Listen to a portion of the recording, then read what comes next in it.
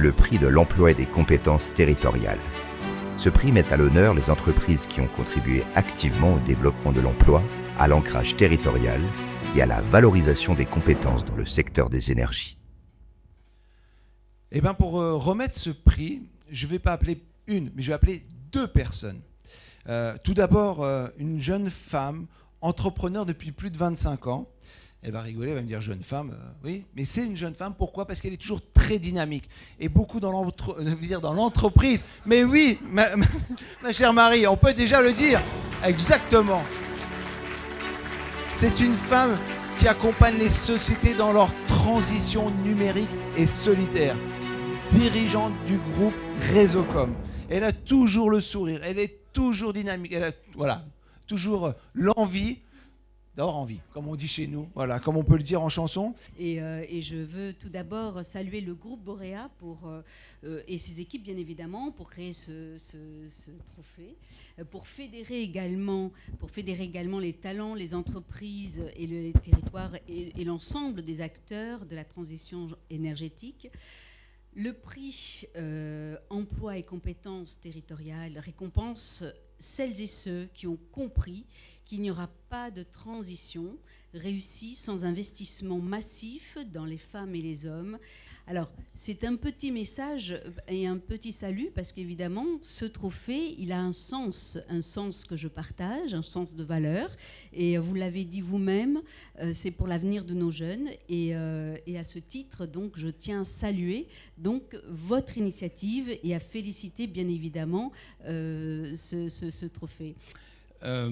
J'ai tenu à être présent parce que vous savez sûrement, pour celles et ceux qui me connaissent, que les sujets d'énergie me tiennent particulièrement à cœur. Donc au-delà d'avoir la chance de présider bénévolement le Conseil supérieur de l'énergie, il n'y a pas d'indemnité, je rappelle, c'est pour ceux qui nous écoutent aussi, je tenais à venir parce que cette année 2025, je l'ai dit d'ailleurs à l'occasion de la remise de mon rapport la semaine dernière, il y a 2 semaines maintenant, en commission des affaires économiques, je suis aussi le rapporteur du budget énergie, donc cette année. Et j'ai remis un rapport où j'ai, comme tout travail sur la question de l'énergie, j'ai analysé ce que proposait le gouvernement et ensuite j'ai décidé de faire un approfondissement thématique. L'année dernière, j'étais rapporteur du budget agriculture. Je sais que l'agriculture me tient beaucoup à cœur. Je l'ai d'ailleurs fait rentrer au Conseil supérieur de l'énergie. Et j'ai souhaité approfondir cette année les dispositifs de soutien aux énergies renouvelables. Pourquoi ? Parce que l'année 2025, c'est une année affreuse en termes d'énergie renouvelable.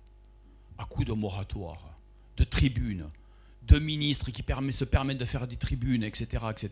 Voilà, on a eu une année anti-énergie renouvelable, un bashing terrible, repris par certains médias, par certains groupes, par certains partis politiques. Et donc, il faut remettre un petit peu les choses à leur place. Et c'est ce que j'ai souhaité faire à travers ce rapport.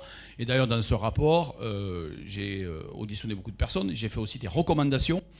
Et celles et ceux qui me connaissent savent que pour moi, le seul combat qui vaut, sur les questions d'énergie, je parlerai un petit peu de rugby après, eh bien, c'est le combat contre les énergies fossiles.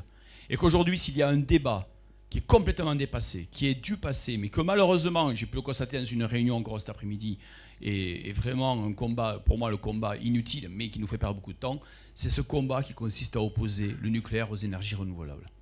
Moi, j'ai été rapporteur de la loi sur la sûreté nucléaire. Donc on ne peut pas me taxer d'être anti-nucléaire, j'ai été le rapporteur de la loi.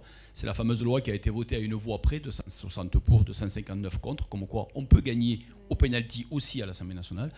Et je travaille donc sur les énergies renouvelables, donc je crois que le développement est nécessaire. Et je ne vais pas vous faire un grand discours, puisque vous êtes déjà très convaincus de ce sujet, sauf que tout ceci se fait par l'orientation publique, mais ça ne peut se faire à travers des dispositifs et un soutien et une orientation publique que s'il y a des acteurs privés. Et donc là aussi, c'est la complémentarité. Et donc nous, on peut mettre le cadre que l'on veut. S'il n'y a pas d'acteurs privés à qui on donne de la confiance de l'investissement pour investir, il ne se passera rien. Et c'est la raison pour laquelle, je l'ai encore dit dans une interview la semaine dernière, peut-être que vous l'avez vu, je l'ai redit cet après-midi au ministre de l'Énergie, il faut publier au plus vite la PPE 3. Déjà pour effacer la PPE 2. Voilà, qui porte des choses pas terribles. Donc voilà, il faut redonner de l'ambition et le seul combat, c'est de ne jamais opposer renouvelables et nucléaires et ne pas opposer les renouvelables entre elles. Donc j'étais ravi de voir tout à l'heure ce petit film-là, en introduction, avec ces enfants qui rêvent, et je vais venir sur la question des compétences, devant des éoliennes ou autres, etc. Parce qu'on a véritablement un combat à mener, et ce combat, il est politique. Il est politique. Et moi, je dis souvent à mes électeurs, quand vous rentrez dans un isoloir, ne prenez pas l'isoloir pour une cabine d'essayage. Ça ressemble aux cabines d'essayage des magasins de vêtements, mais ne prenez pas l'isoloir pour une cabine d'essayage. Sur tous les sujets, posez-vous des questions. Moi, j'ai la chance d'être le député d'un territoire très rural, ce qui veut dire qu'on peut être d'une certaine sensibilité politique que tout le monde connaît, tout en étant élu à un milieu rural. Le monde rural n'appartient pas à certains groupes politiques, je peux vous le dire. La preuve, j'en suis la preuve, l'exemple contraire. Et donc, dans les territoires, on y vient maintenant, on est capable de développer les énergies renouvelables à condition qu'on ait un cadre clair et que l'on puisse donc aussi accompagner les territoires et travailler avec les collectivités. Et quand vous travaillez au quotidien avec nos concitoyens dans les territoires, il y en a beaucoup plus que vous ne le pensez qui sont intéressés par développer des projets autour des énergies renouvelables. Et c'est ça l'espoir, c'est les territoires. Que ça, les territoires, tout ce qu'on dit à Paris dans les beaux locaux que nous trouvons ici, ça ne sert à rien. C'est les territoires. Et ensuite, il y a la question des compétences. On a vu des jeunes tout à l'heure, et moi, je crois qu'il faut impérativement donner de l'espoir à nos jeunes. Et pour ça, il ne faut pas leur parler que de la réforme de retraite, il faut aussi leur parler de l'avenir et l'avenir énergétique, qu'ils aient envie d'aller bosser dans le nucléaire ou qu'ils aient envie d'aller bosser dans les énergies renouvelables. L'essentiel, c'est qu'ils aient envie d'aller bosser dans la transition énergétique, tellement il y a de travail à faire avec encore ces 60% d'énergie fossile qu'il va falloir donc supprimer. Il faut défossiliser notre économie. Pour finir, parce que je ne peux pas ne pas en parler, étant un passionné de rugby et en même temps, je ne devrais pas le dire, mais le papa d'un jeune rugbyman professionnel qui fait des études en plus en parallèle dans le domaine de l'énergie, c'est pas un hasard, c'est vrai, eh bien je voulais vous rappeler que le moment le plus important de cette semaine, ça sera samedi soir à 21h. N'oubliez jamais ça. Pour le prix emploi et compétences territoriales, donc les grands vainqueurs sont Verso Énergie et c'est Isabelle Beniclef, c'est ça? Je ne sais pas si je prononce très bien, je me suis pas ramassé, qui représente l'entreprise.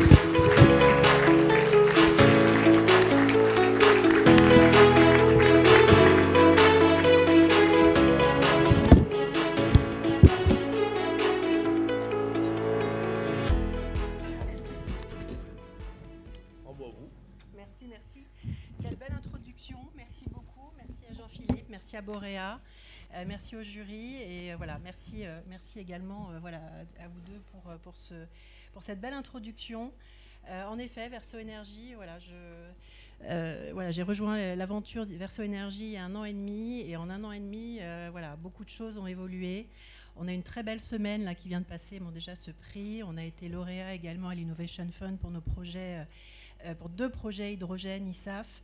On a aussi Carlin qui a été signé récemment dans la Moselle. Donc voilà, que de belles aventures pour Verso, très proche du territoire en effet. Là aujourd'hui avec le PV et demain on espère aussi avec nos usines de production pour la décarbonation. Et donc forcément, le jour où on aura nos usines, on pourra aussi recruter de façon locale et ancrer vraiment dans les territoires. Moi je suis arrivée, on a recruté à peu près une 30aine de collaborateurs en CDI et beaucoup en région, puisque on est proche des projets sur le PV, demain sur nos usines ISAF.